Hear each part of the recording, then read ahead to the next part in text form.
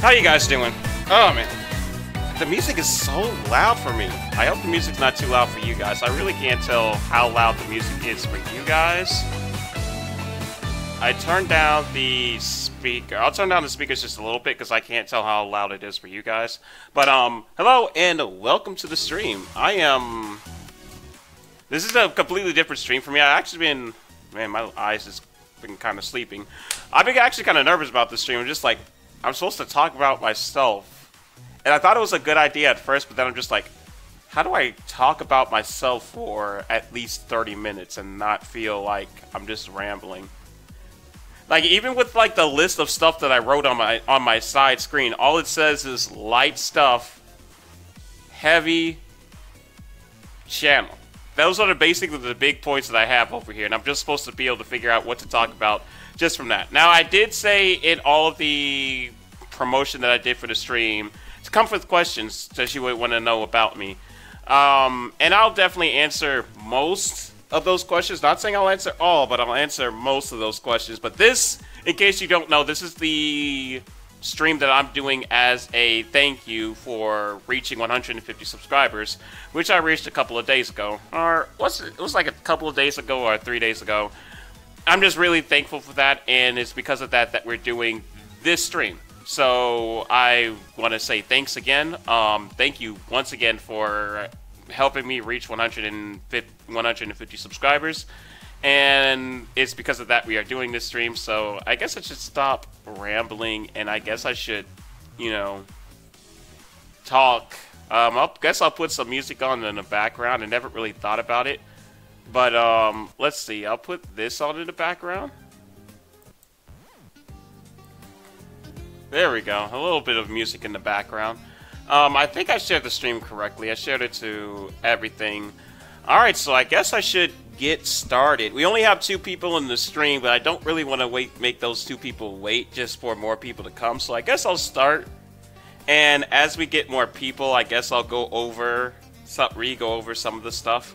This isn't going to be a long stream, at least it shouldn't be. And also, just so you know, I will be streaming again later tonight with Final Fantasy VI. So, I guess I'll start with the light stuff. My name is the first thing that I have wrote. My actual name, if you've been watching a lot of my streams, you probably know what my name is by now, since my roommates can't keep my name out of their mouth. But my name is actually Derek. Like, that's my real name. I go by Double on my YouTube, but my actual name is Derek. I am 21. That's just also a little bit that you should have picked up by now. If you've been on my channel for a while, I'm 21. My birthday is April 27th, actually next month. So I'll be doing some things next month just because I like April. And there's a lot of stuff going on in April. The My Hero Academia stuff and everything like that. So I'll be doing a lot of stuff in April. We'll be doing a lot of Rabbit streams for My Hero Academia and the Persona 5 anime and different things like that. Another fun fact about me that I have written here to talk about is, I was born in San Diego. I grew up in Virginia. My dad was military. He was stationed in San Diego, and that's where I was born. And then he got moved to Virginia, and that's where he ended up going on retirement. And I've just been in Virginia ever since. So yeah, I was born in San Diego, even though I barely remember it. Like, when I say barely remember it, I mean like I have 1 or 2 memories from San Diego that my family says are like false memories that didn't happen. But I remember some dreams, and I have some faint memories from San Diego, but it's just nothing like really big to where like I remember the place and everything like that. Next thing I have is fears. Some of the things that I fear in life. I'd say at this point in life, like right now, currently, I have way less fears than I had as a kid. As a kid, I was a really scary person. I'd say my biggest fear was kangaroos, actually. I know, you're like, kangaroos? Where do you live to be afraid of kangaroos? I lived in, well, not where I live. Man, oh yeah, just so you know, I suck at talking. Like, unless I like practice something like a bunch of times, I suck at talking. So please bear with me. Um, so essentially, there's this game called Streets of Rage 3. There we go. Now I'm back on track. There we go. There's this game called Streets of Rage 3, and in it, there is this kangaroo called Roo. Oh, yours is deers? Is that like your fear is deers? Because I can relate. I'm like, the reason why I was afraid of kangaroos is is like a really specific reason. That's kind of dumb when you think about it. And I was just like, let me just say, like right off the bat, I'm a very like imaginative person, and I take things way out of proportion. And you're gonna see why when I just start to describe why I was so afraid of kangaroos. So there's this game called Streets of Rage 3. It's a classic game on the Sega Genesis. And there's this kangaroo called Roo, and he's like a boxing kangaroo and everything like that. And for some reason as a kid, I was terrified of that kangaroo. Like, I mean, drop dead terrified of that kangaroo. Like, I thought it was like a man-eating kangaroo, and that thing plagued my dreams until I was in high school. That thing was in my dreams until I was in high school. A deer hit my car one time after that. Every time I see them, I panic. A deer hit my car. Okay, see, that's a legitimate reason to be afraid of deers. Like, I can understand that. Mine is just like, oh, as a child, I was afraid of a kangaroo in a game, and that fear pushed on until high school. Yeah, but yeah, a deer hitting your car, that had to suck, really. That really had to have sucked. But some of my other fears, like say my second biggest fear would be dogs, actually. More specifically, bigger dogs. My family says that the root of it is that when I was a baby, a couple of dogs got to my stroller and started putting their heads in my stroller, and that might have been the cause of it, but I don't really know what the cause of it. I just know throughout my childhood, I was terribly afraid of dogs, like all dogs. I gradually got better with dogs, but anytime I came into contact with dogs, like, I was terrified. Like, one time, like, I guess, okay, here's the thing. I have this social anxiety. I have very bad social anxiety, and it was terrible as a kid. And I'll go into explaining more about that later on in the stream, but I had very bad social anxiety as a kid. And essentially, there was this one time, I'm sorry, I had to load for a little bit. I had to figure out what I was going to say before I said it. There was this one time where I was walking home from school, because I was literally 2 blocks away from school. Like, you literally walk down the street, turn, walk down the street, turn, and you're at the school. So I was like, I had to cross the street, and I was already in the neighborhood, and there was this dog that was in this person's yard, and I was so scared to cross the street that I ended up walking to a stranger's house and knocking on the door just to ask for help, and just because I was so afraid of dogs. And I was terribly afraid of strangers and talking to people, and the fact that I did that rather than walk across the street, or more or less just do, like, the person's house was like right, like, I don't know how to visualize this, but imagine if it was, do I have my pointer on screen? Yeah, I do, actually. There we go. Turn my pointer on. There we go. Imagine if the houses was, like, right here. This was the person's house, like, right here where the pointer is. And I was about right here. I could have, instead of just, like, walking across the street here, I could have just did walk across here, then just keep walking forward, and I would have eventually made it to my house and just crossed the street again. But I was so terrified about dogs that I just did not know what to do. Like, every single time I saw a dog, I was drop dead terrified. And the worst thing was my best friends as children, they loved animals. They loved dogs and cats and everything, and every single time I went over to their house to hang out, I was terribly afraid of all of their dogs. But I would say I definitely got over it, like, on more and more. Some of the other things that I was afraid of as a kid were ranges. Like, one time I was afraid of this nightlight. All the nightlight was a red shell.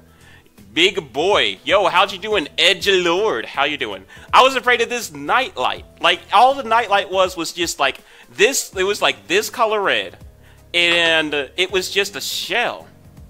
All it was just a shell, like a seashell. on the thing, and I had dreams about that it wanted to burn everybody that I cared about. Literally. Like, I was a really weird kid. Like, I had nightmares about the weirdest things. Let me think. I talked about... Oh, yeah. Have you ever watched Teletubbies? Like, I was afraid of the sun from Teletubbies. Yet at the same time, I loved Teletubbies as a kid. But I was afraid of the sun. Well, not really afraid of it. I would have nightmares that the sun would come up from behind my bed and tickle me, like, without touching me. Like, it would just come up and it would start tickling me. That was my favorite anime. That was your favorite anime?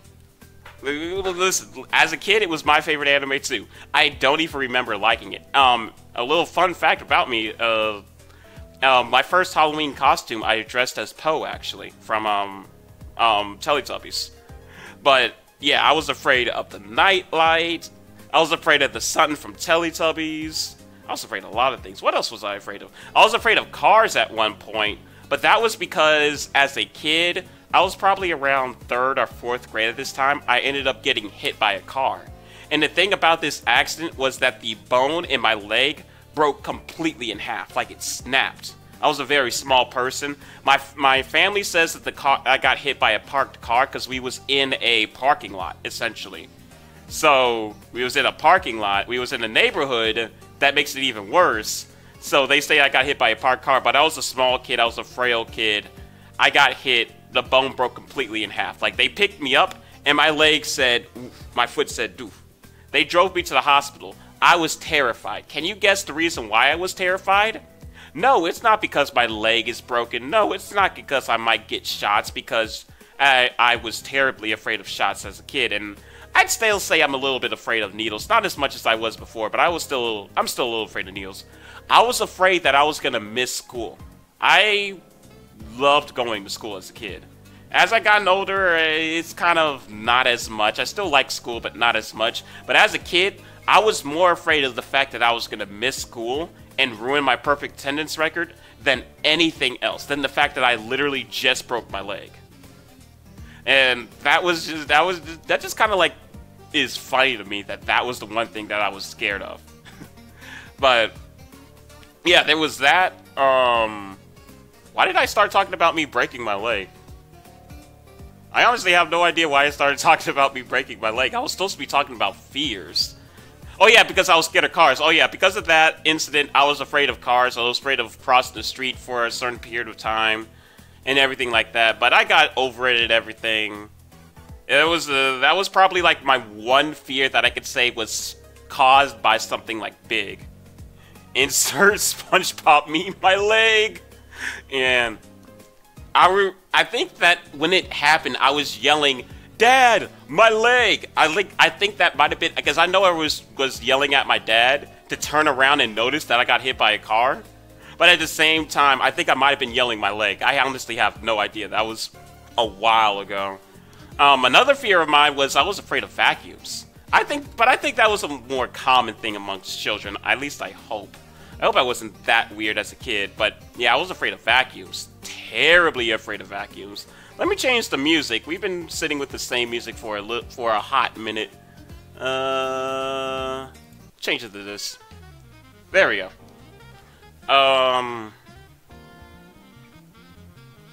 Alright, we talked about vacuums. I think that's it for fears. As I've gotten older, I'd say my biggest fear right now is, it may sound a little cheesy, and it's gonna link into some of the things I'm gonna talk about later, but my biggest fear right now is losing people. Not in terms of, like, losing people in terms of dying, but losing people in terms of people just stepping out of my life. That's a big fear of mine right now. And I'll get into that much later in the stream. But I'll just get that out there right there and say my biggest fear is losing people. I think that's probably... And then I have like other general fears. Like, I wouldn't say that I'm afraid of heights like Sky. But I do have like, you know, general fears and everything like that. I'm a pretty cautious person. But I do like to take risks. Sometimes, but not all the time. Alright, my next thing on the list is... Oh yeah, and feel free to ask me any questions if you have questions for me about me. Feel free to ask me questions. I may answer them. I have no guarantee if I will, depending on what the question is. But if you have any questions for me, feel free to ask me them, and I may or may not answer them.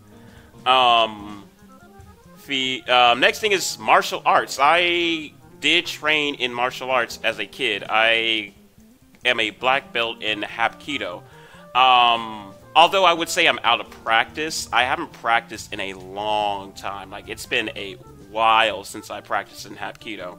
I'd say I need to practice, like, honestly. But the reason why I got into martial arts in the first place is my parents wanted to help me work up that self-confidence and everything like that, because I definitely needed it in middle school, because I was picked on a lot in grade school, all the way up until high school. In high school, I didn't really get picked on that much, or really at all, really. I never got picked on in high school.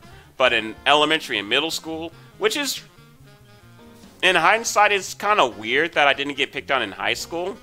But in elementary and middle school, I got, like, dogged. I'm getting picked on for loving Zelda. Yo, that's so stupid. Yo, that is so stupid. Listen. Take that and just don't even worry about it. If people are picking on you for liking Zelda, literally don't worry about it. Like, I can't gotten to the point in life, like in high school, to where I said, if people don't like me for me, then there's no point in worrying about them. And that's mainly because I've gotten to the point that I've just accepted who I am. And I'll talk about more about why I've accepted that. But I've got to points where I just don't really care if people don't like me for me. Because how am I supposed to be happy with me if I'm letting other people convince me who I should be? So if you like Zelda, man, bump everybody else. Like, bump everybody else that's like picking on you for liking Zelda. And as a kid, I was a big Sonic fan, but I'm gonna talk about that later. But yeah, I'm a martial artist. I'm out of practice, but I'm definitely gonna get back into it pretty soon. Actually, my next thing is my favorite game. My favorite games, gaming is a big thing in my life. Like, ever since I was a kid. My favorite game of all time is Kingdom Hearts 2, but my first game I ever played was Streets of Rage. At least that's the first game I ever remember playing, is Streets of Rage. Then the second game I ever remember playing actually is the demo for Sonic Adventure 2. I remember playing that demo and a Tony Hawk game on the Dreamcast. I remember playing both of those games, like both of those demos to death as a kid back when I was in San Diego. Like, I played those so many times. Maybe it might not have been in San Diego. I don't know. No, it was definitely in San Diego. My brother enjoyed playing Sonic Adventure. Yeah, I'm a big Sonic fan. Like, Sonic is my second favorite game series. My first is Kingdom Hearts. I love Kingdom Hearts. My second, like, let me tell you how big of a Sonic fan I was as a kid. This is kind of embarrassing, but I'm definitely past it, so I don't mind sharing it. You know, like in school, you may see people running around with their hands behind their backs, trying to be like Naruto characters. I would run around with my hands behind my back trying to be Sonic. Like, I was such a big Sonic fan. Like, I loved Sonic, like, a little too much. I was a little too much into Sonic. And it was kind of weird because I was so into Sonic, but I wasn't like so into Sonic on the points where I was like reading the comics or getting merchandise or anything. No, I didn't even know that there was comics until I got into high school and everything like that. He's doing the Naruto run, what people said. Yeah, man, he's doing the Naruto run. Nah, I did the Sonic run. Some other people do the Naruto run, but I'm one of the minorities that did the Naruto run, that did the Sonic run. But yeah, I was a big Sonic fan as a kid, like, big. I've kind of dropped off of it. Like, I'm still a Sonic fan and I play the new games, but I'm not as big of a Sonic fan as I used to be. Kingdom Hearts is my all-time favorite game series of all time. A lot of people find it convoluted, but that's kind of the draw to it for me personally. I like the fact that it's convoluted. I like trying to piece together this broken, just mutilated story, and I like just like figuring out what exactly is going on. Plus, I just love the gameplay and everything. I played Kingdom Hearts 2 like a countless number of times. I don't even know how many times I played that game. Other game series I like the Tales of series. If you ever play like Tales of Symphonia, Tales of Xillia, anything like that, I love those games. Really like Kingdom Hearts 3 for Switch. I know they talked about that at one point, Kingdom Hearts 3 come to Switch, but they said that if they were to put Kingdom Hearts 3 on Switch, they wouldn't release that until after they finish, until after Kingdom Hearts comes out on PlayStation 4 and Xbox. Mainly because they say they want to focus on what they said they're going to do. Did they say Kingdom Hearts 3 is coming out on Xbox? Yeah, they did. They did. They want to focus on what they've already said they're going to do, and then worry about, like, you know, different consoles. So right now they're just focusing on what they said they're going to do. Maybe I mean, Kingdom Hearts 3, man, I'm so excited for that game. You just don't know. Like, literally, all right, let me give you a little run by run. When I first got my hands on Persona 5, I do not recommend this. I do not recommend this. I was in a really dark time at that point, and I'll probably talk about it later. But when I first got Persona 5, I sat on my couch in my apartment, and I just at college, and I played Persona 5 for 5 days straight. I didn't go to class. I skipped class. I just didn't care. I kept playing Persona 5 because I loved it so much. And I'll never recommend that you do that. Like, please, do not do that. I'm so serious. Do not do that. But Persona 5 meant that much to me. I don't know if I'm going to do that with Kingdom Hearts. I hope not. Like, I hope Kingdom Hearts comes out after I go on winter break. You know, maybe towards the mid parts of December. So that way it's not like it's getting in the way of my finals. Because when Kingdom Hearts 3 comes out, do you think I'm going to really care about not going to sleep at night? I'm staying up all night playing Kingdom Hearts 3. Like, you really think I'm going to care about that? Nah, I ain't caring about none of that. But, man, I really can't wait to play Kingdom Hearts 3. I have a lot. I might make a video, like, later on about my hopes and stuff for Kingdom Hearts 3, but that's getting off topic. My next thing I'm going to talk about is what major I go to college in. I go to college for. Wait.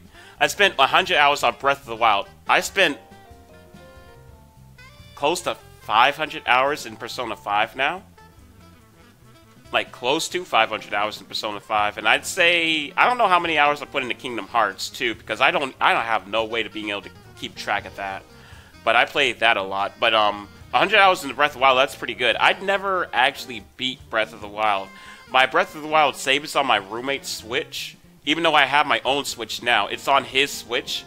And in order for me to be able to beat the game, I would have to first borrow his Switch. And then borrow his copy of Breath of the Wild to be able to play Breath of the Wild. And beat it. And I already know the end of the story and all that, so all of that doesn't really bother me. But yo, I really do like Breath of the Wild. Breath of the Wild was such a good game. Like, man, Breath of the Wild was another game that all I did was sit on the couch and play it. I did go to class. Don't think that I didn't go to class. I did go to class when I was playing Breath of the Wild. But it was one of those games that it was just like, I just sat on the couch and just kept playing it. Everybody would go to sleep. I would wake up, go into the living room, grab the Switch, and I would just play Breath of the Wild at night. Like, it was one of those type of games. But yeah, my major is computer game design. That's what I go to college for. I go to college for game design, to be able to make games and everything. My dream is to either work for Square Enix or to make my own indie company and release JRPGs or just RPGs or not even RPGs, just games in general. Because I have ideas for games that aren't even RPGs, now that I think about it. So I don't think that it would be only just RPGs. So those are my two things. I want to either work for Square Enix or I want to make my own indie company. Those are my two dream jobs, really. I even took my Nintendo Switch to other states. Yeah, I mean, like, really? Like, the Nintendo Switch is, like, such a good console. Like, I really like it. Like, I don't really play it when I'm on the move that much, but I really do like it. Oh yeah, a couple of my favorite genres, if you haven't noticed, is RPGs, platformers. Yeah, that's about it. Oh yeah, and adventure games. I guess I like adventure games as well. Why did I do game design is the next thing on the list. Why I did game design is a very specific reason. Yo, how you doing, Rocket Cat? You missed quite a bit of the stream, but I'll go over everything right quick in a lightning round just so that way you can catch up since, you know, you can't rewind the stream. My name is Derek. I am 21. My birthday is April 27th. Originally from San Diego, but I've moved to Virginia for the majority of my life. Some of my fears were kangaroos, dogs, lamps, and different things like that. I'm a martial artist, although I'm out of practice. My favorite games include Kingdom Hearts and Final Fantasy and Tales of and Sonic and different things like that. My major is game design, and right now I'm talking about why I like game design. I heard that it's finally spring break. No. Well, for other people, it might be going on spring break for them pretty soon. I've already had my spring break. My spring break for me in college is second week of, first or second week of this month, March. No, I don't live in Australia. Wait, did I say I live in Australia? No, I live in America. I lived in San Diego, and then I moved to Virginia. California. It's just the reason why I'm afraid of kangaroos is because of a video game, which is why I say it's so stupid. But at the same time, that's the reason why I was so afraid of kangaroos. Like, the reason why I was afraid of kangaroos is because of a game. There was this kangaroo in this game called Streets of Rage 3. I associated with, for some reason, felt that it was a man-eating kangaroo. So I would have dreams that it would come after me and try to eat me, and that was basically the gist of those dreams. So basically, until I was in high school, there was a man-eating kangaroo chasing me around in my dreams. Why did I want to do game design? That goes back to freshman year in high school. Freshman year in high school, there was this game. I got my first laptop for Christmas, and the first thing that I did was I just tried to play games. And one of the games that I ended up finding was this fan game called Twilight Soul. It was a Kingdom Hearts game. It was called Twilight Soul. And I loved it. I played it every day on my laptop. And eventually they opened up this sub-server to where you could make your own, like, levels. And I enjoyed that. And then one day, there was this fair at school that was like, make your own game, bring it over. At that time, I had no idea how to make a game. I took a game design class in high school, but the closest thing to a video game that we made was we made a Jeopardy-style game in PowerPoint, and the teacher graded the projects based on he looked at all the projects, decided which one was his favorite. Then he graded everybody else's based on that person's project. And then because I went into my project the day that it was due. I'll see you, edgelord. I went into my project the day that it was due. And I basically went through it just to make sure everything worked. Didn't change one thing. When I tried to close out of it, it tried to save for some reason. I don't know why, but I didn't change anything. And I pressed, yeah, save, whatever. And we wasn't supposed to edit it that day. And when he came over to collect my project and he saw that the last day it was edited was today, I was like, no, I didn't edit it. I literally just went in to check everything. PowerPoint asked me if I wanted to upgrade it. Update it. I said, yeah, whatever, because I wasn't really thinking about it. I didn't change anything, and he didn't believe me for some reason, even though I literally, the entire time we was working on that project, every other person was on their computer playing on emulators and everything like that. I was meanwhile working hard on my project to make sure that it was done, and he gives me a C on it. No, I was originally going to get a B on it, and he drops me down to a C, a whole letter grade, because I saved the project. That's why. I didn't even change anything. I just saved the project. And he drops me down a whole letter grade. Needless to say, the whole class banded together, signed a petition, and got him voted out. Because he was just that bad. Like, we signed a petition just for us to be able to get a different teacher. And then the new teacher that we got ended up just making us do book work. Like, we never made a class. I took a game design class in high school, and I never made a game. So, now that I'm done ranting about that, next year, in junior year, there was this game design thing that was like, hey, bring a game, and you can do a thing. And I was like, alright. And then I talked to the creator of Twilight Zone, and I was like, hey, is it okay if I make a remake of the first level of the game, and I take it to this thing, and I'll make sure to give, you know, all the people who originally made the game credit and everything like that. It's just because the only way that I could enter is if I enter the game. I never made a game on my own. It would be better if I went based off of something else. And he said, yeah, as long as you give credit and you don't claim it as your own. And I said, yeah. And I never even got the game in on time because I was trying to figure out how to make the game myself. But even with that, and even though I was still able to turn it in and be able to still go and show off the game, and I told them all that this isn't like my game, like my assets or anything. All I did was recreate the game in a week by myself, trying to figure everything out. And they still praised me and gave me an honorable mention just because I was able to figure it out in that short period of time, coming from nothing, not having any help. All that I had was the assets and the thing, and I was able to figure out how to put it all together within a week. And apparently that was really good enough for me to be able to get an honorable mentioning. And if I would have entered the game on time, I would have probably actually won something. But that was what inspired me to do game design. I was like, yo, this was actually fun. I like it. That's what interested me into game design. And then the last thing that I have on the list is Playmasters. Now, I'm going to talk about Playmasters. If you do not know, there is a game that I'm working on, Playmasters. If you check the link in the description, I'm pretty sure there's a link to my Game Jolt down there where you can play an old beta of the game. But essentially, Playmasters is a game that I've had a passion to work on for years. And essentially, in order for me to be able to describe what Playmasters is, it's a long story that's really fun. I guess the first thing that I should... Yo, how you doing, Kingslayer? Glad you were able to make it. Right now I'm talking about why I wanted to make Playmasters, which is the game that I'm developing. So in order to, I guess the best place to start is, where is the best place to start? I guess the best place to start would be middle school.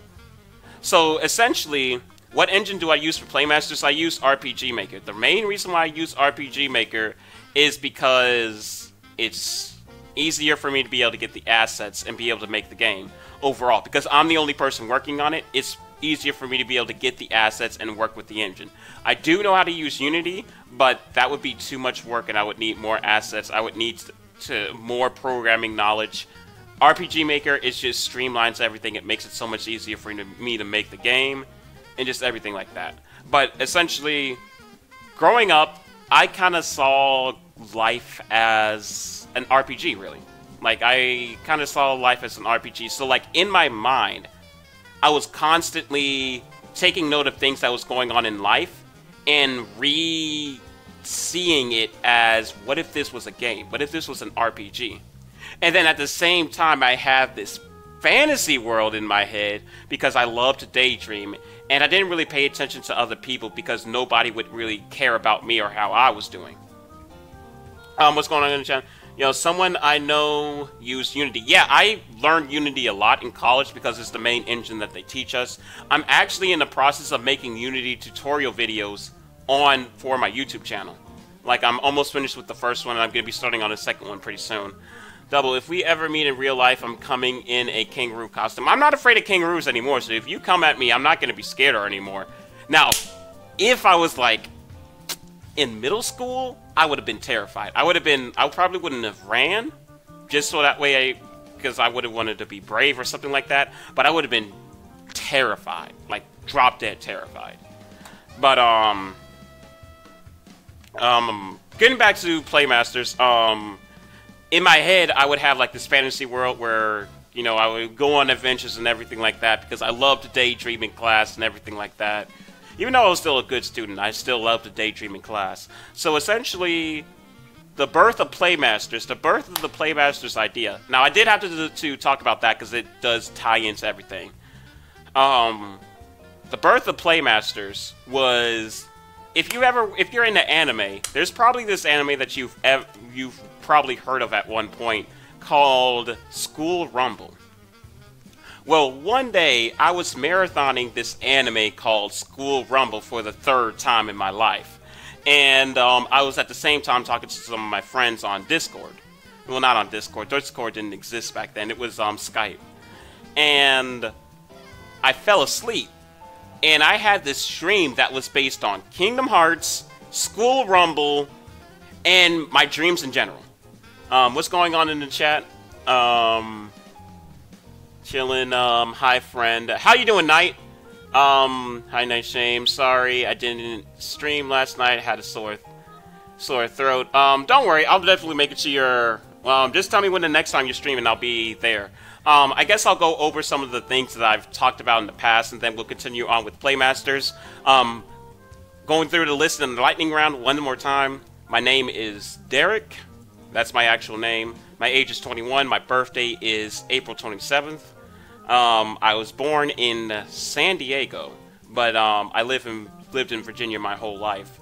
Some of my fears include kangaroos. Well, as a kid, some of my fears include kangaroos, vacuums, sun from Teletubbies, and different things like that. I was a really weird kid. Yeah, I know. Martial artist. I'm a martial artist, but I'm out of practice. Practice Hapkido. My favorite game series include Kingdom Hearts, Final Fantasy, Sonic, different things like that. A lot of JRPGs and platformers. My major is game design. Why I want to do game design is because I basically just do experience. And now we're up to why I'm making Playmasters. I'm playing Kirby Star Allies, and they added Margs, and he's overpowered. Huh. I haven't played that game yet. Continuing on with why I made Playmasters, I had a dream based on Kingdom Hearts, School Rumble, and just like regular things that happen in my dream. Like, you ever have dreams like where your dreams are connected? Like, I have this thing with my dreams that settings will come back like exactly the same. Like, there's this mall in my dreams that appears in like most of my dreams, and it's always the same exact mall, same exact layout.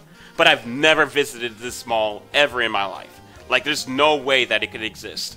But I've visited the same exact mall so many times. But essentially, I had this dream, and at the most notable part is at the end of this dream, and I'm gonna describe it. And just so you know, it's kind of cringy. But essentially, there was this at the end of the dream, where things started to matter. Goku showed up. Goku, Sonic, and Shadow showed up. And if you ever played Shadow the Hedgehog, if you ever played the second level in the hero side, or the first level on the hero side, where you're chasing down the Black Bull down like the entire level, essentially that happened. Near the end of the level, with me, Sonic, Shadow, and Goku, I get trapped in cement. And then I have an out-of-body experience to where I'm like commentating on the fact that I'm trapped in cement. And then the next scene, just randomly, there's no shift. It's just the next thing is like I'm at a high school, and it's like this is the main part that mattered. And essentially, it was kind of like a fight scene play thing, and these characters had like these armor or these armlet things. And I think it was because probably I like watched something. I can't remember what I watched at that time, but it was like they glowed, and then it was like they transformed and everything like that. And it was like a school thing. And the very last thing that I remember from that dream, like right before I woke up, I don't know why. I think this is like the one thing that had to do with School Rumble, maybe or maybe not. But this girl walked up to me and asked me, "What are you more into?" What was it? It was like pants or skirts, or I can't remember what exactly it was. It was something like that. But that dream was just wild. I wish there were a Zelda fighting game. The closest you're ever gonna get is Soul Calibur, where Link was in the game, or Hyrule Warriors. Where is that fourth Chaos Emerald? I actually got it right here. I have the fourth Chaos Emerald right here. Actually, I needed it to be able to propose to my wife. I'm having dreams about this character called Spike, also known as Ragtime, so I'm living his life. I might make him into a cartoon character because I'm interested in becoming a... Yo, that's definitely the thing. Like, Playmasters was born from a dream. After I had that dream and I woke up, I immediately told my friends about it, and then I made it a point to daydream about that, and just think about it all the time. I forced myself to have dreams about it and everything like that. I fleshed out the story, and then that's what became Playmasters Chapter 0, which is basically the year before the story takes place. So I took a whole year to think of this whole storyline with everything going wild, and then I threw it all in the garbage and said, "All right, that's just the prequel." And then I started making this whole nother story, which is the actual story of Playmasters. And that's essentially how Playmasters got started. It all started from a dream that I'm now taking the steps to making a reality. I had a dream, and now I want to make that dream a reality. Not the entire dream, but just I want to make what I've imagined past that a reality. Hyrule Warriors is a warrior game, not a card. Yeah, it's a warrior game, not a fighting game. But that's essentially how Playmaster started. It started out as a dream. I actually, in the beginning, I had a team working with me, but slowly that team sort of disbanded because everyone kind of just fell off of the team. So I'm the only person working on Playmasters at this time, like actively. Like I am the one who's mainly working on the game. I have had other people assist in working on it. Like I've had some people assist with me with play testing, with language and everything like that. And I'm trying to get some other people to help me out too. Like I've made a partner account for Playmasters, so that way people who decide they want to team up with me, they can sign into that partner account and they'll be able to work on the game. As well as, ooh, my voice cracked right there. I'm trying to find voice actors actually. If I can find voice actors, like, to tell you the truth, I really want to do voice actors in Playmasters, but I can't find a proper voice actor for Aeris. Which basically, I need a soft-spoken but confident voice. Soft-spoken but confident. That's like the voice for Aeris. It's soft-spoken, kind, but confident. And I need to find somebody who would be down with doing that, but then at the same time, because I'm a broke college student with no job, be okay with doing it for no pay, that's the biggest thing that has stopped me from being able to get paid, from me to be able to get my own art assets, to me being able to get my own music and everything like that. I don't have money. I don't have money. That's why I can't get voice actors, because it's like, I want voice actors, but I don't have the means to pay them. But I was able to get a good majority of voice actors that would have did it for free, but I wasn't able to find a voice actor for Aeris, which is a soft-spoken but confident and kind girl. I could have found somebody for Lucy, which is more of a tomboyish but, you know, goofy character. Let me look at the chat. Hit me up, Double D. I'll see if I can help you out. I'll definitely hit you up on that, because I'm still looking for voice actors. And if I can find voice actors, it would be amazing. Like, I really want to do voice acting. The reason why is because there's two modes in Playmasters. There's Adventure and Classic mode. Adventure mode is like, well, actually, I'll talk about Classic mode. Classic mode is like your standard RPG. That's the one where I'm going to have voice acting and everything like that. Adventure mode is sort of like, oh, wow, I've talked for 30 minutes. The music ended. I talked for 30 minutes. Let me change the music. Give me 1 second. We'll go with Attack with Conviction.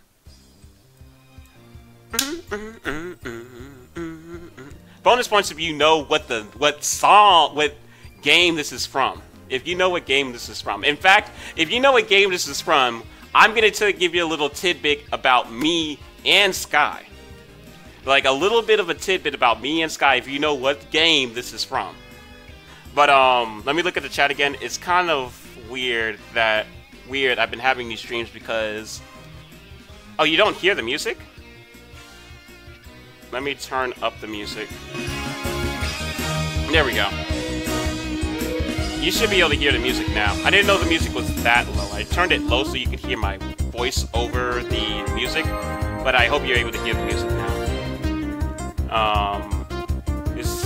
kind of weird that I have these streams because I feel like I'm traveling to somewhere unknown, as if I'm seeing through someone else's eyes, as if I'm actually real, but no one knows where it is. My dreams have been pretty weird too.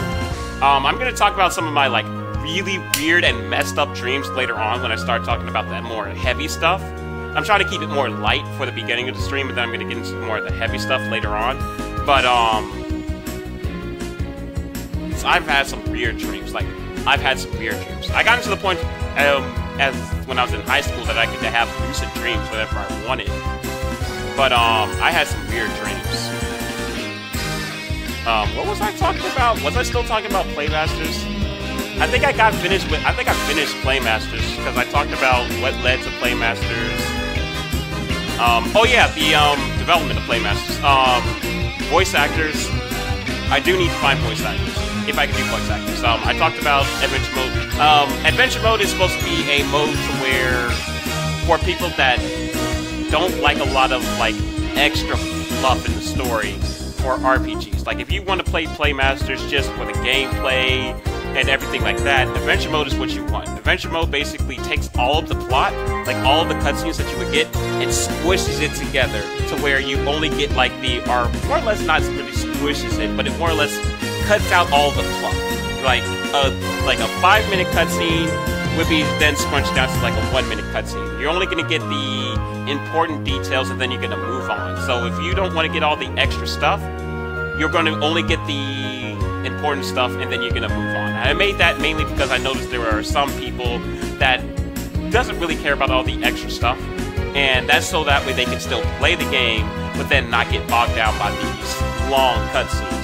When they come around, you can get like much shorter cutscenes.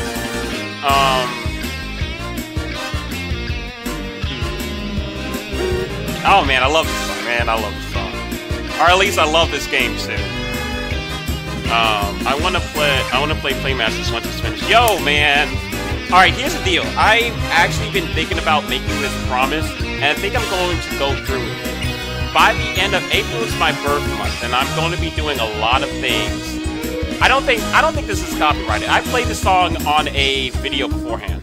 So I played this song on a video beforehand, and I didn't get a copyright strike for it. So I'm pretty sure I'm not gonna get it because I didn't get hit for it. So I'm pretty sure I won't. If not, then they just missed me last time and they're gonna get me this time. I have no idea, and I hope that they don't, because they didn't hit me last time. But yeah, thanks for looking out for me, Kingslayer. I guess I'll still talk about it because the thing that I said I was going to talk about if people knew what the thing is, because it still has something to do with Playmasters. This song is the battle theme for Grandia 2. And Grandia 2 and... well, Grandia 3, my bad. Grandia 3. Battle theme for Grandia 3. Grandia is an awesome JRPG series. Listen. Grandia, I would definitely say if you're in the JRPGs, try out Grandia 2 and 3. Most specifically Grandia 2. It's on Steam, play Grandia 2. It's a great game. Now the reason why I bring it up is because... actually I can't. Okay, listen, I wanted to say it, but I can't because I know Sky's doing his whole thing of he's talking about different things about himself after his videos.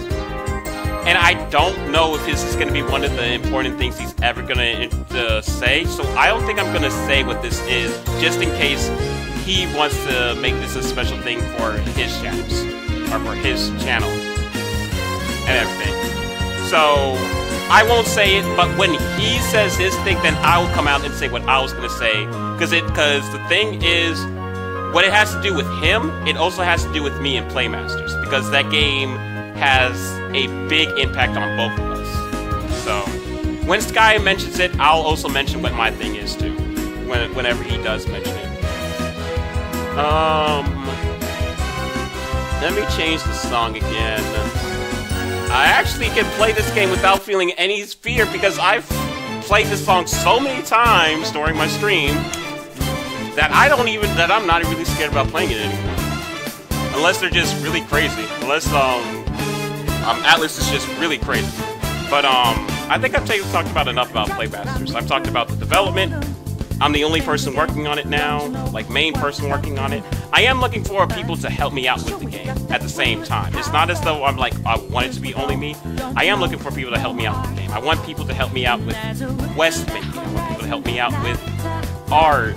People to help me out. Like right now, I'm actually looking for people to help me out with, what was it? What was the last thing that I said I wanted people to help me out with? What was it? I honestly can't remember what the last thing that I asked my group of people that's actively helping me now. I can't remember what it is that I asked them about to help me last time, but I am starting to get help now. Yeah, I definitely am looking for people because I'm looking for mainly portraits. That's the big thing that I want of everything that I want, like different character art for the characters. You know, there's sprites, different character sprites, different graphics for the menus, different tile sets. Of all those things, the main thing that I want is portraits of the characters, so that way I can use them for the pause menus, for cutscenes, and everything like that. I need portraits. I don't even really like just portraits and variants of like ones of like when they're talking or with like surprise, different things like that. And I just, those are the main things that I need, portraits. And I'm just trying to save up the money so that way I can pay someone to make the portraits. But I'm just trying to think, how many portraits would I need?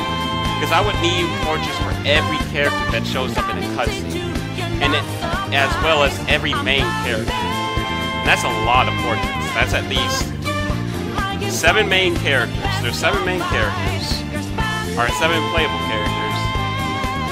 Then plus all the side characters that shows up during Chapter 0. Plus all the side characters that shows up in cutscenes. Plus all of the, just a lot of stuff. Alright, I'll definitely DM you, Rocky Cat. I'll definitely DM you. Let me save that comment in a snippet. So I'll make sure to get in contact with both Kingslayer and Rocket Cat for both of you guys. Because I'm definitely at the point where I'm saying, I gotta come out of my shell and ask people for help. I'm a very shy person, like when it comes down to like asking for help. And I'll get down a little bit more into why I am it's hard for me to be able to talk to people about things, because it is really hard for me to talk about things. It's a serious problem as to why. I'm getting better with it, but it's not as though it's this, oh, he's shy, oh, he's just shy. It's not that I'm just shy, it is a actual serious problem why it's hard for me to talk to you. But I'm definitely going to try to talk to you guys about it, because I definitely need help about it. Help with the Playmasters. Dude, don't even worry about it. Listen, I don't... Man, like...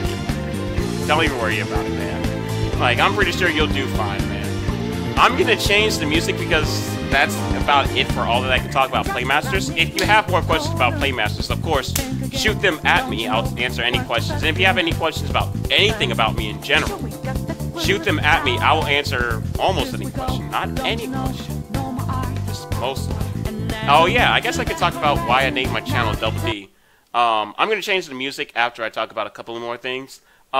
Reason why I named myself Double D is because those are my first 2 initials. My first name is Double. My first name is Double. Wow, really? My first name is Double and my second name is D. That's all you need to know. No. My first name is Derek and my second name is Deshaun. So both of those together makes Double D, because my first 2 initials are DD. Another reason why my name is DD is, or not DD, but Double D. As a kid, my older brother Sky and my older sister would call me DD from Dexter's Laboratory. So that's another reason why, you know, 2 Ds, because they used to call me DD from Dexter's Laboratory because I was really annoying as a kid.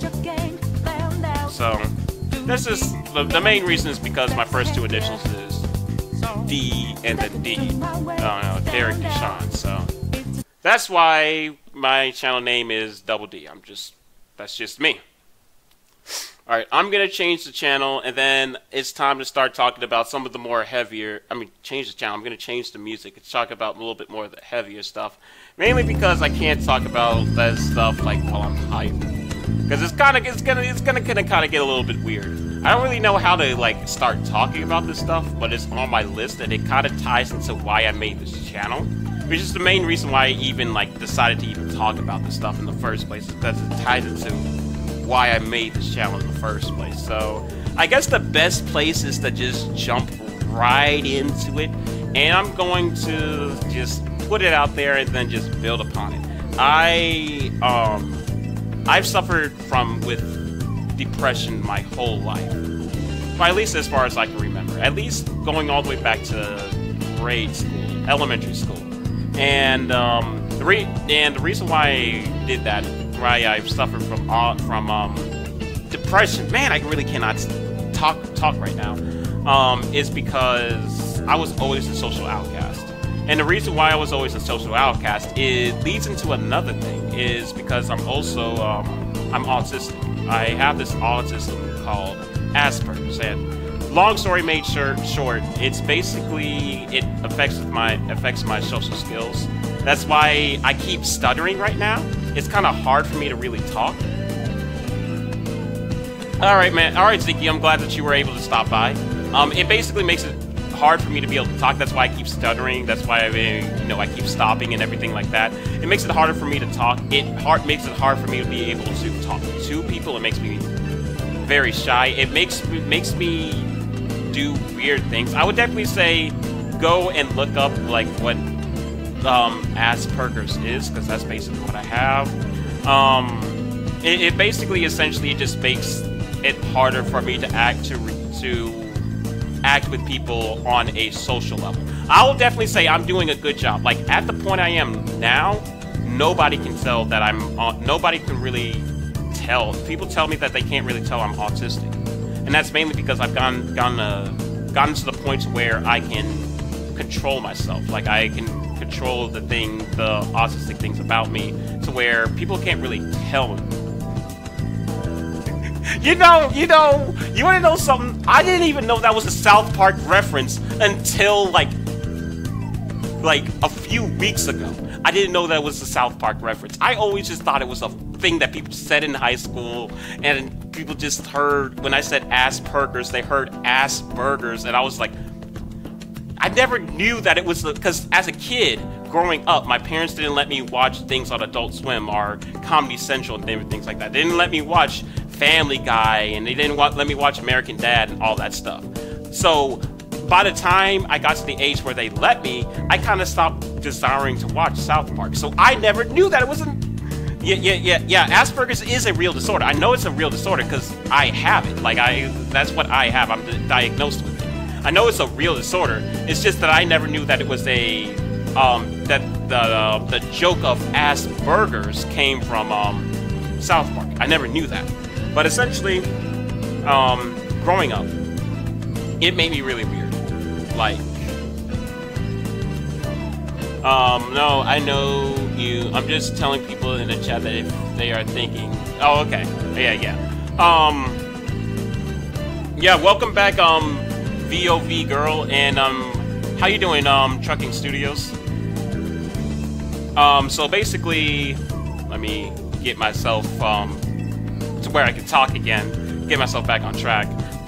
Essentially, the thing with the autism or the Asperger's, it made me really weird as a kid.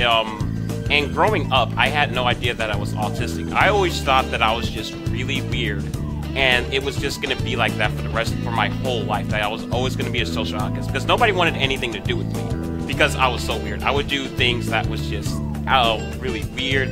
I was super into Sonic, and that was also because of the autism. The autism or the Asperger's would make me makes me affix myself on different things to a degree that's a little bit questionable. Like, I was really into Sonic, I was really into games. It was the only thing that I would talk about, the only thing that I would be okay with talking about, and not even just that, I would just do weird things, like, for no reason and everything like that. And it kind of made me a social outcast. Nobody wanted to have anything to do with me, and it got me to the point where it made me depressed that nobody would want to interact with me.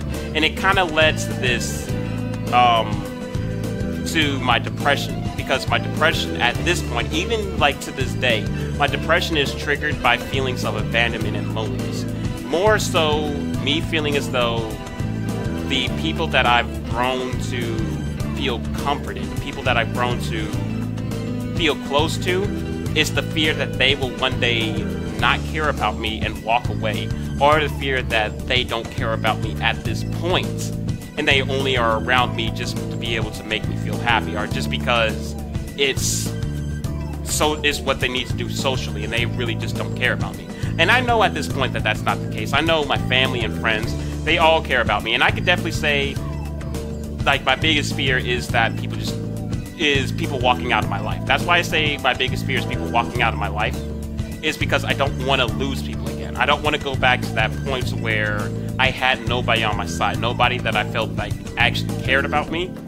And I could say that's probably why I've held on to some friendships longer than I should have, because I didn't want to see them leave, because I was afraid that I would never be able to get that friendship back in anybody else.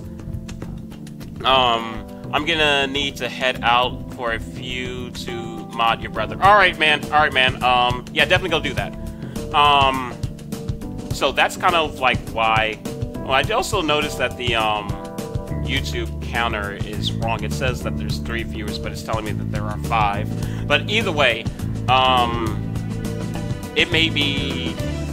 Growing up, it made me very weird, a social outcast. It made it hard for me to be able to talk to people, hard to communicate with people. It made it hard for me to be able to speak up and talk to people. I was, like, people say that, oh, that people were shy, and I was like one of those people that was too scared to ask to sharpen their pencil and everything like that. It even got to the point where I was just, like, terrified to do anything. And, middle school, it got terrible. Like, I was bullied every day to the point where nobody was on my side. Even the school itself was not on my side. Well, I'm in junior year, not junior year, what am I talking about? 7th grade year, I got into a fist fight, and the school was ready to, like, put me on suspension, like, out of school suspension, because I got into a fight.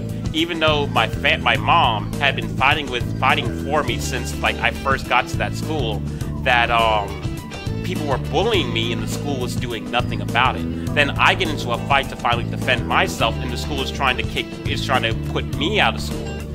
We was able to get me down to 1 day out of school, and afterwards I didn't get bullied really anymore in middle school. But still, at the same time, I got bullied hard every day in middle school because people thought that I was really weird. People would make up this thing of, oh, you got the Derek touch, and people would act like I was this disease in school, and that affected me on a personal level. Like, I thought that there was actually something wrong with me. And it wasn't until, and I had no idea why there was something wrong with me, because I didn't even know that I was autistic. I just thought that I was weird, and it was just going to be like that forever, and nobody would ever be on my side. It wasn't until 8th grade that, by some stroke of luck, my mom, I think she was either watching, like, America's Next Top Model or something. She was watching some show, and she ended up watching and seeing this girl saying that she had Asperger's, and she talked about all the things that it made her do and everything like that. And my mom noticed I did every single thing that, or I exhibited, I had everything that she talked about. So that's when she went and she started researching it. And then when I came home, my mom started explaining to me that you kind of remind me a lot about this girl. So then we went to the doctor about it and everything, and I ended up getting diagnosed with it, which was a good thing and a bad thing for me. It let me know that there was an actual reason as to why I was weird and different from everyone else. But then it kind of more or less solidified in my head, I'm never going to change. It's not a thing of, oh, I can just take medicine and be able to change differently like I did with my ADHD medicine, which I did have ADHD, or I do have ADHD. It was a thing of, I have autism and this is just me. Like, I'm not going to be able to change this. And it really put a damper on me, as in, I'm never going to be able to change who I am. And I was just so terrified of that. I didn't want to be alone for my whole life. I didn't, even through middle school, I didn't have any friends. My biggest memory from middle school is that on my birthday, 8th grade, the worst thing ever happened to me and the best thing ever happened to me. The worst thing is that I overheard somebody that I had a crush on say that actively they did not want to sit next to me. And it hurt me because that was 8th grade after the whole Derek touch and everything subsided, and that there were still people who didn't want to associate themselves with me. But then later on that day, when I was sitting by myself eating, people invited me over to come and sit with them and eat. Now that could also be because it was my birthday and they wanted to be nice, but at the same time, that was like one of the biggest, nicest memories that I ever had in middle school, was being invited to sit at another table and eat. It was just like a lot of like bad things. Like even in my middle school was just bad. Like just what out loud. Like my middle school was known for bullying. Like I did make one friend in robotics when I was in middle school, but that person ended up moving to a completely different school. And I didn't even know why. I thought that he moved because his grades were slipping because we were in a magnet school. No, it ended up that he ended up getting beat up in the bathroom so badly, like to the point where he couldn't breathe, and he had to move schools. And I didn't know about this until I was in high school, and I was so mad when I figured this out. I was so mad that nobody told me. My mom knew and everything like this, and nobody told me, and I was so mad. I was so mad that people did this to him. I wanted to do something about it because it was my friend, and essentially my friendship with him was ruined because of these people that just like to take advantage of smaller people. And that's why I hate bullying. Like, I will always be a guy that I'm a very chill person. I'm not going to be the type of person to stand up and be able to fight the masses and everything like that. I'm a very chill person. I'm not going to be the type of person to be like really outspoken and everything. But I bravely hate like when people are and I'm okay with, like, you know, I'm not the type of person that you make a smallish joke about someone and I'm right there to say, oh no, you can't do that either. I'm okay with like joking around. I can take jokes. I come from a family that jokes on everybody like every day. Like my brother Sky, he jokes on my mom and me and everybody, and my mom jokes on me and everybody else every day. Every day. I'm a little bit more thicker skinned than I used to be. But, like, at the same time, I hate bullying. Like, flat out. Because I went through it and I know how it can affect you. And it just really makes me mad that somebody did that to a friend of mine. My only friend, mind you. And ruined our friendship. Just because they want to assert dominance. Like, oh, well, I can... It just makes... I just don't see the appeal of it. Like, honestly. Then I guess I should move on to high school, because that's all. Middle school was like probably my darkest years, like in terms of like my autism and depression and everything like that. In terms of grade school, high school, everything kind of got better. I met my marching band. My marching band made me feel like I was part of a second family. I got closer to my mom. Me getting closer to my mom made me feel as though I had another person to connect to. I ended up meeting my girlfriend senior year, and she filled my heart with something that I wanted ever since like I was hot, and ever like for as long as I knew. She made me feel, she was the first person to make me feel wanted, that I felt didn't need to do that. Like my family, I feel as though they have to love me. Like even though they don't have to love me, I subconsciously feel as though they have to love me. We're family, you know, we're connected by blood. I feel as though it comes expected with the title. But with her, she's just some random person that ends up loving me as much as I love her. And it really, like, made me infatuated with her. I loved her so much because she was the first person to make me feel special in a way. And even though, like, we dated for 3 years and we never did anything once, we never even had, like, honestly speaking, we never even had sex, like, over the 3 years that we was together, I still like never regretted a day with her, because she gave me what I wanted, which was to feel wanted. And that was one of the biggest things that I always wanted, is to feel wanted by people. And I guess another big thing that happened in high school, I kind of jump around to different points mainly because I can't keep a solid thought. I'm so sorry, but I'm trying to keep everything within like a certain time frame. Like I talked about all my middle school things within a certain time frame. I'm trying to talk about all my high school things now. In high school, I ended up going back to the whole autism part of my life. I want to say, I talked earlier about this game called Twilight Soul. The game called, come on, Rocket, come on, Rocket. This is like a little bit more darker. Like, it's kind of like, I really don't know if I should talk about this because it definitely hits something personal to me. Like this is like definitely something personal to me. In high school, I ended up like I never met this person in real life. You could call him more of a pen pal, more or less the same. More or less, I guess you could call him that. We ended up meeting on that game called Twilight Soul that I talked about earlier, and I ended up figuring out that he basically suffered from the same thing that I had. He also had Asperger's. He also had ADHD, but the only difference was he was a year older than me. And he was kind of getting to the points where I wouldn't say he was suicidal, but he was like at the points where he was kind of thinking about it. Or more or less he was at the points where he just didn't see the point in life anymore. And I was telling him that I kind of felt the same thing too, that I was starting to lose the points in life, but at the same time, while I also held my depression, I also held my own hope. I never like depended on somebody. Well, when it comes to like the drive to move forward, it was always me. I always, like, for some reason, even though I had depression, I also had the drive to break out of my depression. And what I told him is that we can't like let ourselves beat ourselves up and just feel as though we'll always be lonely.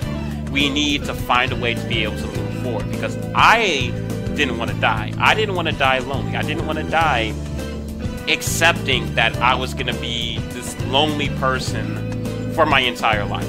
So what I ended up doing was telling him, let's make a list. Make a list of everything that we want to do in life. That went from just being able to talk to people in general, to being able to go to parties, being able to have a girlfriend, being able to our ultimate goal was being able to, let me change the music because the music ended. There we go. To the point where, I'm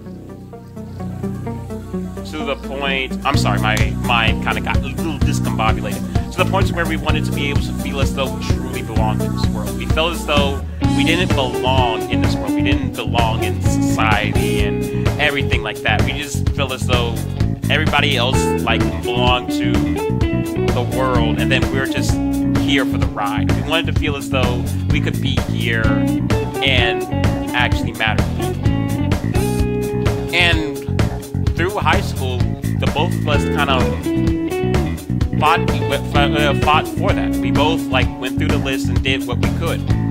And around my junior year, his senior year of high school, he ended up getting into a car accident and dying in the accident. I'm not even kidding. And it hit me hard because at the time, he ended up just leaving a party and being able to cross off being able to go into being invited and going to his first party. He just got that crossed off, and then on the way back he got into a car accident. And it was like, it hit me hard, and I could not, I think, you might be thinking, oh, he's just making up the story. I'm not making up the story. Like, this is like the actual, like, what happened. Like, he got into a car accident. I ended up figuring out from his brother, actually, because his brother was also in our, like, little friend group, and he was the person who ended up telling me. And that's how I ended up figuring out. And it was like a very, like, it hurt me a lot because he was the only person who I felt that could actually understand where I was coming from on things. Like, he was basically me, just a year older and lived in a different state. And it was like I lost the only person who I could connect with. And it hurt me hard. Like, it hurt me immensely hard. And at the time that I ended up figuring this out, I was on a band tournament because I was in the marching band throughout high school, which I'll get a little bit more into later on. But on that band trip, it just really hurt me. Like, just all that. Just stopping by for a minute to say hello and give you some view time. Welcome to the I Am a Creator community. Thank you so much, Wrestler Mania. Wrestler Mania. Thank you so much. Thank you so much for coming by to the stream and supporting. It means a lot to me. Back to what I was talking about.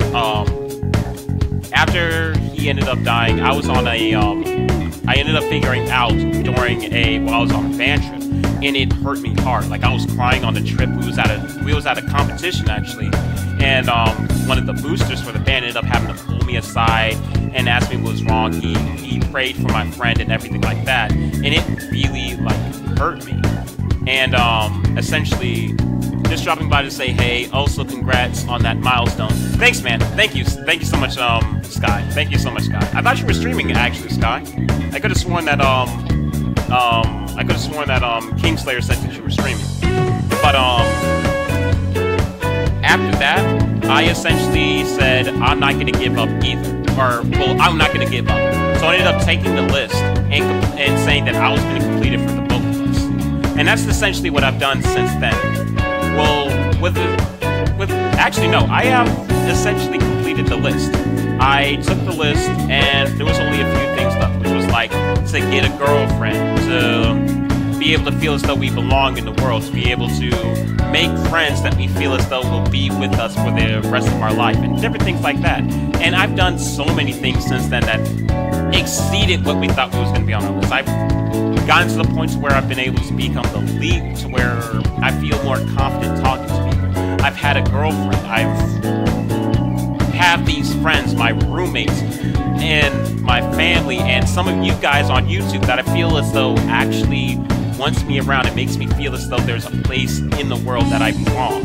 That's not only completed the list, but helped me push forward through my depression of feeling as though I don't belong anywhere. I'm streaming in about 5 minutes. Just got home, so I got to set up everything. All right, man.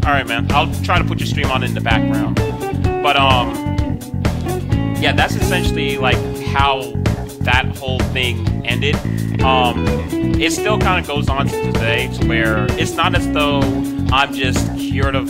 Let me get in the center of the camera. It's not as though I'm like cured of my autism or anything like that. It's not.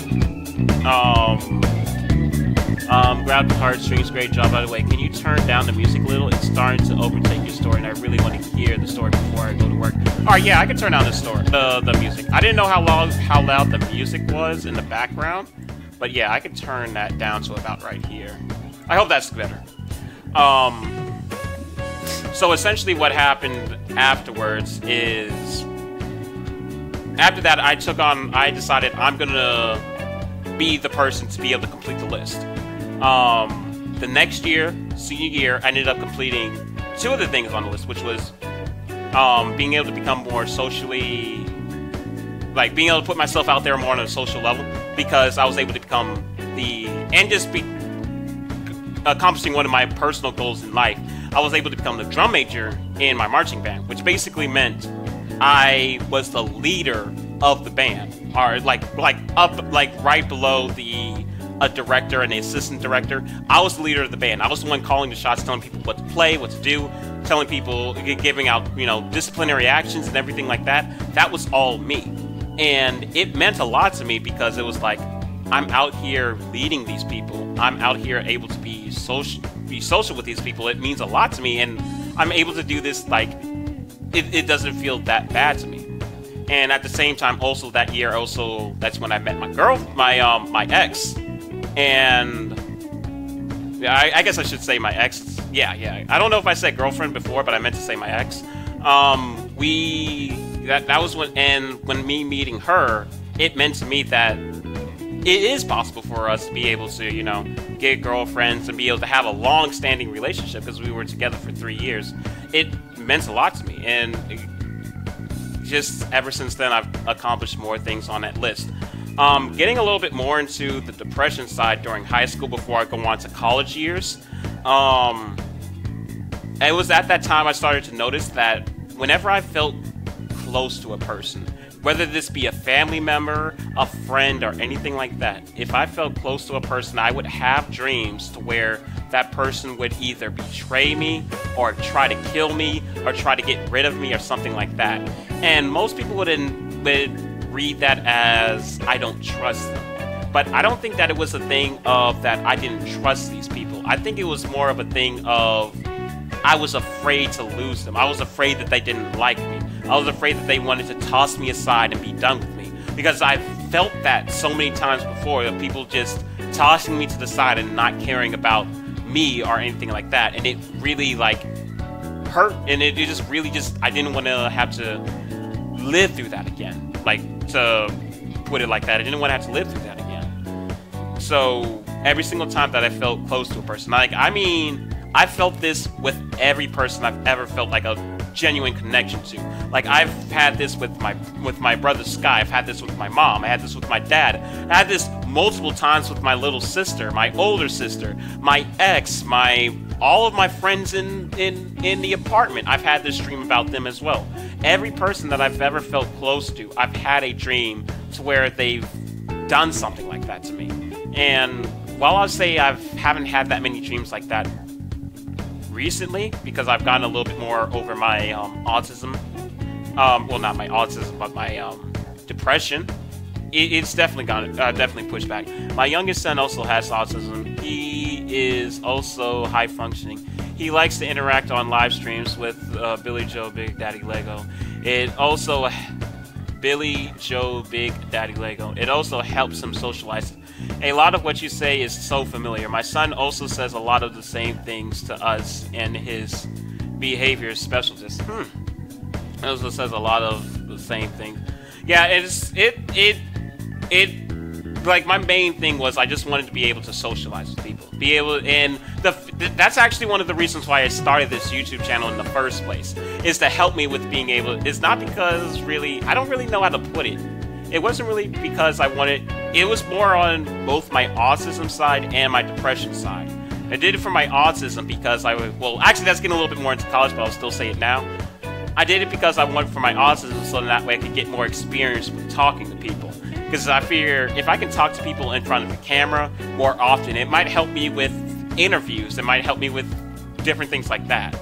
And just talking to people in general. And I did it for my depression because I felt as though I was at a low point before I started this YouTube channel. I was at a low point. And I figured maybe by some stroke of luck, I could be able to find another place where I belong. And I started making, doing streams. And then during like my winter break, which was like my prime time to be able to stream, I stopped streaming because I just felt as though, what's the point? People probably don't even want me here. And that's what my depression will do to me. Like, I'll be chilling, and just all of a sudden, out of nowhere, my depression will come and just tell me, nobody really wants you around. It'll start convincing me that nobody really wants me around. Nobody wants me here. Nobody cares about me. Nobody, like, this, that, and the other. And sometimes I fall for it. Sometimes I'm able to fight back. And that's what happened over the last winter break. I just succumbed to it, and I just stopped making YouTube videos. But then, I'm truly sorry, I cannot remember who it is that commented, but one person commented on one of the last stream that I did and said, "Double D, when are you coming back?"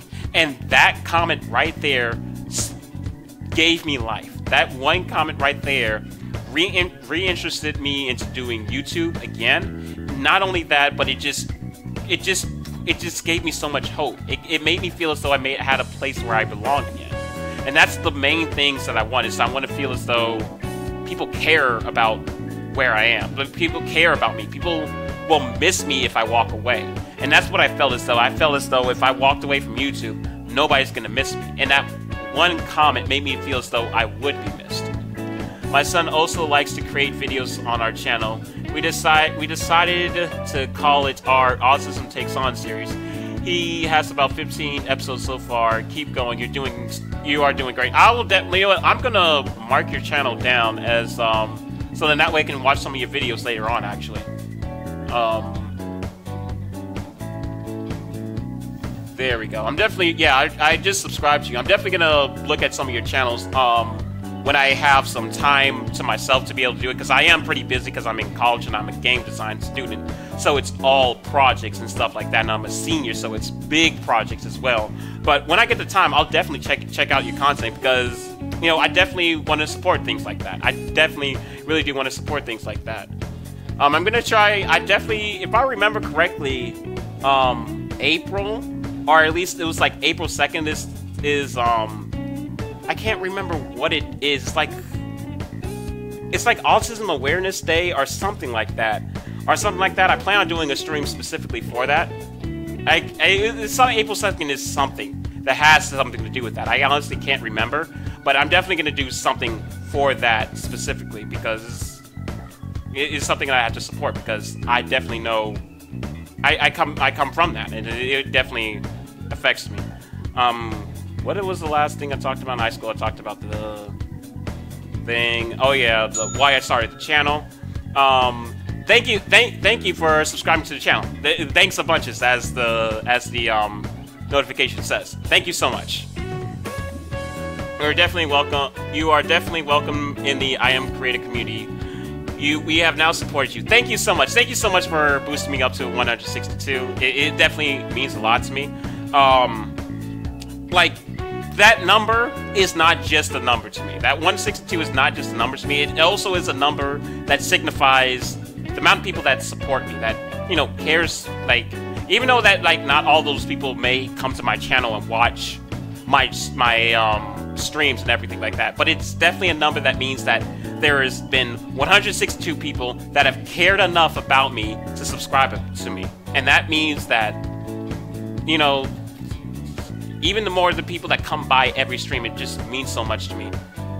I have this up, and I'm trying to listen to you in Sky. It's a lot, but I have this up for support. Thank you so much. Thank you so much, geeks. Thank you so much.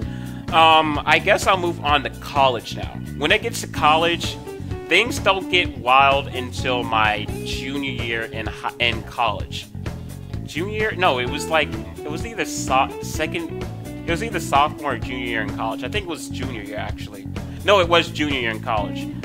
Junior year in college, my ex broke up with me. Like, towards the beginning, no, actually, really towards the beginning of my junior year in college, my ex broke up with me because she started to get bored with the relationship, and it hit me hard. Like, I mean, this hit me like a truck. I was just so hard. Of all things that's ever hurt me in my life, her breaking up with me, it just hurt me so. It made me feel as though I wasn't enough. It made me feel as though I was inadequate. It made me feel as though I was weak. It just made me feel so many different things, and I just didn't know how to take it. Like, it was so bad for me. Like, so bad for me. And I did so many things that I just don't know why I did. Like, at that point, I just stopped caring about life. I feel as though I lost my reason to continue living at that point. Like, I started skipping all of my classes, like, legitimately. The only class that I went to was my web design class at that time. Every other class I just stopped going to at that point. And the only reason why I went to my web design class was because I honestly have no idea. Like, I just wanted to just keep moving. And it was just the stupidest thing that I ever did, and I just desperately wanted her back, because I felt as though it was something that I would never get back, the feeling of being wanted, being appreciated by someone. And it led to me staying there and supporting her and hoping that one day she would come back to me, even though at that point I should have known what we had would never come back, because the spark in our relationship already left for her. Like, for me, it was still there, but for her, it was long gone. And it was something that I should have accepted. And I think as though if it was something that I would have accepted back then, we probably could have been, a lot of the hurt that I experienced, which I'm not going to go into, like, the different things that we've done, because she's done some hurtful things, has said and done some hurtful things to me ever since we broke up. And I have stupidly done some things that led her to doing those things. And she's apologized for them and everything, but it's just things that I wouldn't want to go into. And the reason why I did those things was because I wanted her back, like I said. And even after I got past the point of where, oh, I just want her back, I'll do whatever just to get her back. Even then, it was just like, I don't know, it kind of like led me to another point in my life, to where I don't care if I'm not enough for somebody anymore. It's like through that heartbreak and pain that I felt since I don't even know how long ago that we broke up. It's been a while. It's led to this new like resolve in me that I don't care what people think about me anymore. I don't care if people if I'm not enough for somebody or everything like that, because I can only be me. I can't change myself to be able to be on somebody else's level. I can't change myself so somebody else would like me. I need to be me so that way I can be happy. Because during that time, I noticed myself changing myself simply just to try to make this person that I met might like me, or to be able to get closer back with my ex, or different things like this. I noticed that I can't do this. I need to be me so that way I can be happy. What's the point in having somebody if I'm not me? What's the point in having friends if I'm not me? And at that point I was like, I don't care if I go back to that dark place in my life, because I want to be happy. I want to be me. And that's when I turned around and I noticed that I did have people that cared about me. I have people that will support me no matter what. My family will be there and support me no matter what. My roommates, they will be there and support me no matter what. And I have some friends that I've met along like my crazy life, that even though I may not talk to them every day, I know that we support each other. And that's why I've come to this resolve that I can't rely on other people to give me purpose in life like I did with my ex. Because when I do, if the day comes that they may be ready to move on to the next part of their life, and that next part of their life may not include me, I don't want to take it like that again, because I used them to give me meaning in life. So I'm now my own meaning in life. I got to give myself my own purpose to move forward in life, so then that way I don't get to that point again. And that's basically where I am now. And that kind of leads to one of the reasons why I'm doing this channel, is because I want to be able to put myself out there and feel as though I belong somewhere, while at the same time know that I am me. That's why during my streams I'll do goofy things, and I'll... Where is it?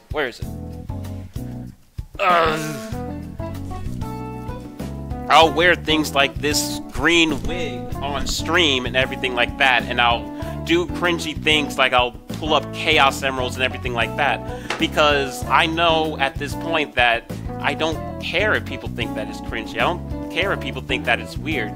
I am me, and I'm gonna do what I want to do to be able to be happy. And if that may not be somebody else's cup of tea, oh well at that point. If they don't like me for me, then the friendship wouldn't have worked out in the first place. Because eventually I would have either I would have started being sad because I can't be me, or my true self would have slipped out and they would have left.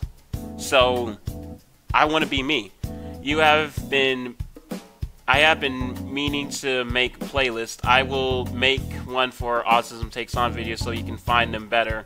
I will go do that now. Alright, yeah, definitely do that, because I'll definitely watch those videos. But, yeah, that's definitely the point I'm at now, is that I just don't care if people don't like me for me. Because, well, there's no point in being friends if you don't like me for me. So I don't care about being weird anymore. I don't care about being cringy old me or everything like that. If it's something that I know I need to change, I'm gonna change it because I want to change it, not because somebody else wants me to change, not because somebody thinks that it's weird. If I'm gonna make a change in my life at this point, it's gonna be because I want that change, not because somebody else wants me to change. And if that may be to where, worst case scenario, I don't meet anybody else, or I don't make any more friends, or anything like that, at least I know that I can go on through my life saying that I live life my way. I was able to be happy my way, and that's what I want, is to be able to be happy being me, rather than being happy having a bunch of friends doing things that isn't my style or my forte or anything like that. I think that kind of like wraps up everything really for the autism and the depression. With the autism, it's definitely something that I've kind of grown to accept. Throughout my life, I definitely have like come a long way. I came from a person that was so shy, so socially like inept. I couldn't talk to people. I would be scared to talk to people and everything like that, to the point to where I'm able to do presentations and be the main person talking during the presentation. I've presented an award before in high school, something that my mom was like so proud of me when I did, because it was something like I didn't think that I would be able to do, and I was so nervous because I'm like, can I really do this? And I was able to actually do it. I was able to pull it off. I was able to I've had a girlfriend in the past. I've made friends that I cherish so much. I've come a long way in my life, to the point to where I know at this point I still suffer from my autism, but I know that at the same time, I'm never going to let my autism keep me back from being able to live life ever again. It may come back to points to where I'm like scared to talk to people or different things like that. Or it may make me develop like different social tics, like me with, or not social tics, but just like asphyxiations with different things. Like with me as a kid, my asphyxiation that my autism made me have was Sonic. It made me just like so fixated on Sonic, and it's changed over to just video games in general at this point. But even then, I'm not really that fixated with video games anymore. Like, I barely play video games, to tell you the truth. It's kind of weird. I'm a game design major, but the only time I play video games is when I'm streaming or if I have to. Like, after this stream, I could be going and playing some video games, but I'm probably not going to be. I have to get back to editing. I won't be hearing anything, but I'll keep going. Thanks, man. Thank you, man. But I think that would pretty much, either way, kind of bring this stream to a close. I'm trying to think if there's anything else that I really need to mention, because I went through all of the light stuff. Nobody really had any questions for me. Oh yeah, if you have any questions about me, like anything from the light stuff to like just asking like general like interesting facts about me, you can ask me those. Or if you have like more of the serious stuff, like, you know, with my depression and my autism, you can ask me those too. I would definitely say I'm not cured of my depression. I'd say my depression is like an on and off thing. Like, sometimes it comes around, sometimes it's gone. Sometimes it comes around, sometimes it's gone. But I've never like seeked help out for my depression. I'll definitely say that out right now. I've never seeked help. I've never like gone to therapy or anything like that for my depression. I've dealt with my depression by myself. I never got help for it or anything like that. Like, I did it all by me. Like, whenever I had like my depression came around, I figured out myself how to be able to get around it. I figured out myself how to be able to deal with it and to be able to move on. When it came to me with my autism, I figured out ways for me, after my friend passed away, I figured out how to be able to do the things that I needed to be able to do to be able to complete that list, and to be able to just live in general. You know, I figured out ways to be able to help me be able to talk. I never seeked out help for that. So I can definitely say people should be able to, I know people would be able to do that as well. We also watched Nathan. He's also someone my son looks up to, because he also had to go through a lot of challenges in his life as an autistic person who made it through college.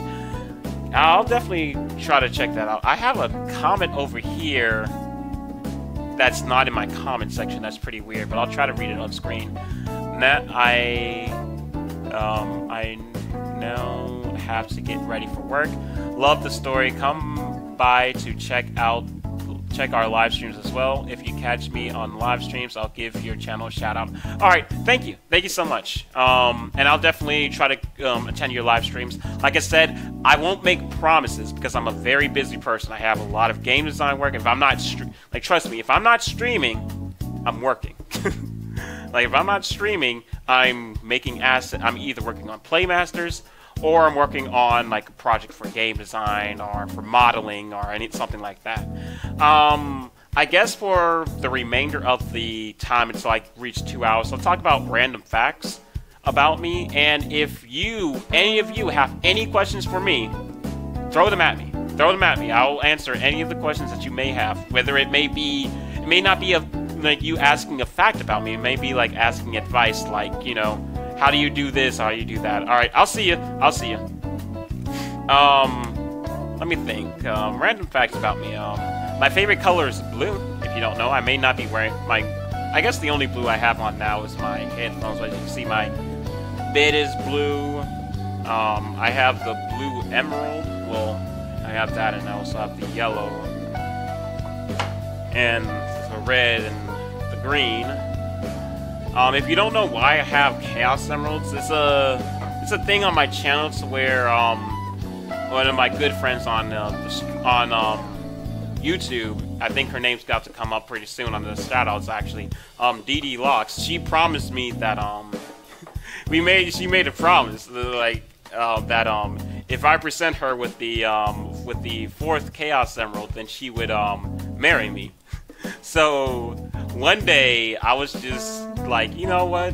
Maybe it's about time I actually go and get one of those, you know, one of those Chaos Emeralds. So now this led to me just having 4 of them, and I'm gonna figure out what I'm gonna do with them on the stream on my channel. But yeah, that's kind of why I got the Chaos Emeralds in the first place. But yeah, this is just a fun fact if you did not know that, why I have Chaos Emeralds in my room, just like able to be picked up at any time. Another random fact about me. I really have to like scratch the barrel to be able to figure out things to talk about.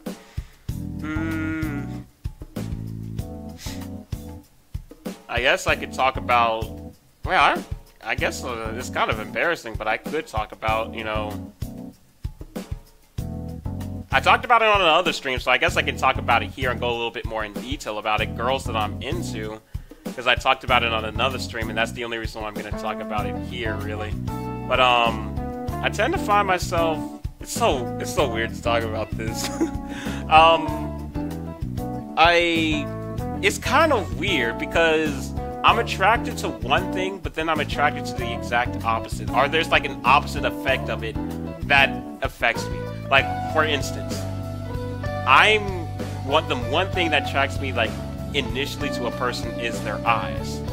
But then at the same time, my autism makes me scared to look people in the eyes. But you see how that goes? It's like I'm attracted to people's eyes, but I'm at the same time scared to look people in the eyes. Which is so weird. I mean, like, I've gotten, like, more over it to where it doesn't affect me as much, but it's weird. Like, that attracts me, but at the same time, it scares me. Another thing that's kind of weird. I usually tend to find myself more attracted to shorter women, but at the same time, I find myself being attracted to women that are either like just below me or more closer to my height, and I'm 6'2". But well, maybe not my height, but like not as short as usually, like as short. It's kind of weird. Like I find myself like attracted to one thing, but then attracted to something similar to the exact opposite. But I would definitely say the one big thing that's always like a big attraction to me, and I think that this should be attracting to anyone really, but it's more of personality. Like for me, attraction will only get you so far with me. Like, yeah, I can look at somebody and be like, oh yeah, they're attractive, but then that would be just like the only thing that I would think of. Like when I was in my relation, like I'm a very particular guy when it comes to like girls and everything like that. Like when I was in my relationship with my ex, I had like after we broke up, I had to readjust myself to being like open again. Like, I wouldn't even look at girls like while we was together, so I had to readjust myself to be open to seeing what was out there again, because that's just me. And even when I'm single, I'm not the type of person like check people out and everything like that. That's like not really my thing. Has ever been to do that. But at the same time, like, personality really goes a long way to me. Like, I can look at somebody and think that they're attractive, but then that would be the only thing that I would think of. I wouldn't really go after them. But like, sitting with somebody and just like starting to get to know them, you know, personality-wise, I always like, kindness means a lot to me, and just different things like that. So I definitely say that's like probably the biggest thing for me is like just your overall personality. If you have a good, genuine, kind personality, that's probably like the biggest thing for me. And I'm pretty sure that's like a big thing for other people as well. But yeah, that's pretty much that. And I didn't really go that far. I still got to talk for 9 more minutes. What else? I don't really need to talk about this. Well, I do have a couple of things to talk about. Persona 5. I'm going through that series right now. Like, going through streaming Persona 5. Persona 5 means a lot to me. I already talked about before how I sat on the couch for 5 days straight and played Persona 5. Persona 5 means so much to me. Like, I mean, that game resonates with me. Like, I've played that game 5 times now. Well, this is my 5th time playing the game. I love that. Excuse me. I love that game. Like, even my controller still has the stickers for the game. My PlayStation controller still has the stickers for this game. I love that game. Like, at the same time, I do want to play the other Persona games, but I just don't have the technology to be able to play them. Some other games that I really like that I think you guys should, definitely think you guys should try out the Grandia series, Grandia 2 and Grandia 3. That game means a lot to both me and Sky. In fact, a city in the game that I'm working on right now is named after one of the characters in the Grandia series. That's just how much I like it. Like, it's just randomly named after one of the characters in the Grandia series, simply because I like that character so much. And just different things like that. So I would definitely say try out Grandia.